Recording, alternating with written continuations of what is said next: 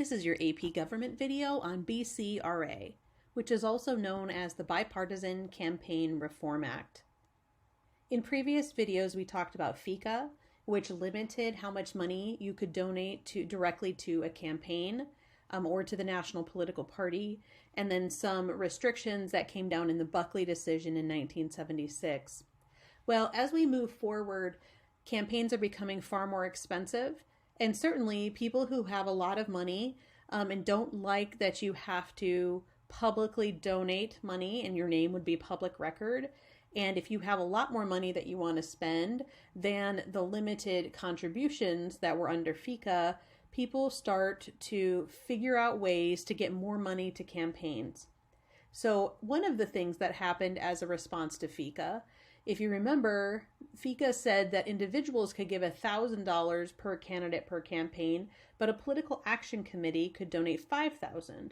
So if you were a wealthy person and you had maxed out all of your donations in the primary and all of your donations in the general, you could just donate as much money as you wanted to the political action committee. And then that PAC could give $5,000 chunk to the candidates that you liked. So we see a significant rise in the number of interest groups and political action committees that pop up. So over time, there is this struggle to limit wealthy people from having a significantly more say in an election than an average person.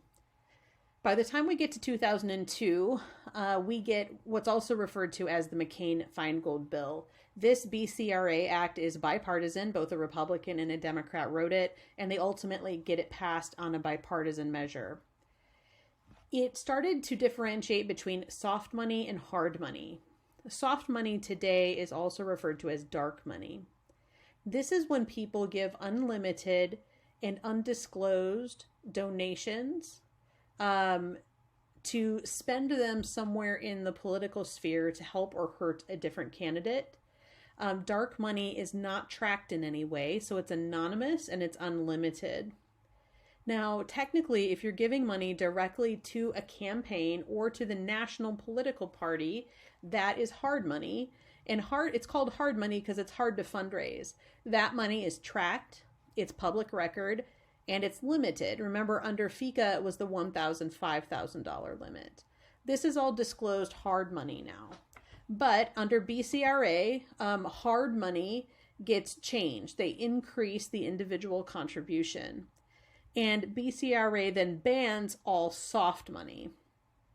If you are wanting to donate soft money, unlimited, undisclosed, no name attached to your donation, to the national political parties or to candidates running from office, you cannot do that anymore. You have to use the limits, the hard money limits.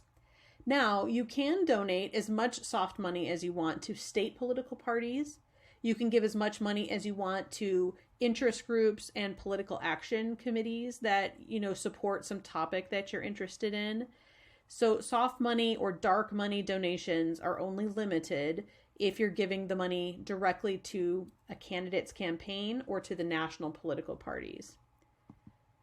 Now, soft money can go to state parties. So if you've maxed out your donations and you have millions of dollars left, you can just give it to the state party that you like or to both of them if you choose to. Now, the state parties are restricted on how they can use their soft money.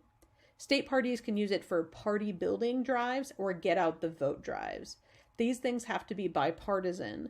So you can encourage people to register to vote. You can encourage people to remind them to turn in their mail-in ballot or remind them that the vote is coming up or general party building activities. But you cannot use it to campaign for or against certain candidates. Now, it also takes those hard money donations and they double the individual. So it was $1,000 under FICA. It's now $2,000 per person. This is in 2002, but BCRA also indexed it for inflation, which means as inflation rises, the number that you can donate goes up over time. It's around $2,700, maybe $2,900 in 2020. Now, they did keep the PAC limitation at $5,000. again, that's also indexed for inflation. So that $5,000 limit was what was true in 2002. That number has gone up with inflation. Also, unions and corporations are banned from donating soft money donations to parties at all or candidates at all. So a union cannot force all their employees, or a corporation cannot take donations from their employees and then gather them together and donate soft money in unlimited chunks. This would have to happen on an individual basis. All right, some analysis here. There's still no subsidies for Congress, so the only way you can get government money to run for federal office is if you're a presidential candidate who's deemed legitimate, and then you can accept those matching funds if you choose to. But if you take the matching funds, then you're limiting how much money your campaign can spend. And there's still no subsidy for running for Congress. So if you're running for Congress, you either have to have your own wealth, or you have to be able to fundraise from people who can donate money to your campaign. This is also furthering the incumbency advantage, because fundraising money is really important. And now it either means that you have to be personally wealthy, or you have to be supported by wealthy people or corporations in order to run for office. It is very, very difficult for a new person, a challenger that nobody's ever heard of before, to get these types of donations. There's also no spending limits on Congress. So Senate and House campaigns, there's no spending limits. If you can fundraise it legally, you can spend it. And that means we've seen a massive amount of increase in spending on congressional races. It's getting more and more expensive to run for the House or Senate. And remember, they can run for as many times in a row as they can get elected to. So members of the House are having to fundraise and run every 2 years, and senators every 6 years. Congressmen do get time off to do fundraising projects. So typically, they're in Washington, D.C. working for certain time periods. They go back to their home state and work.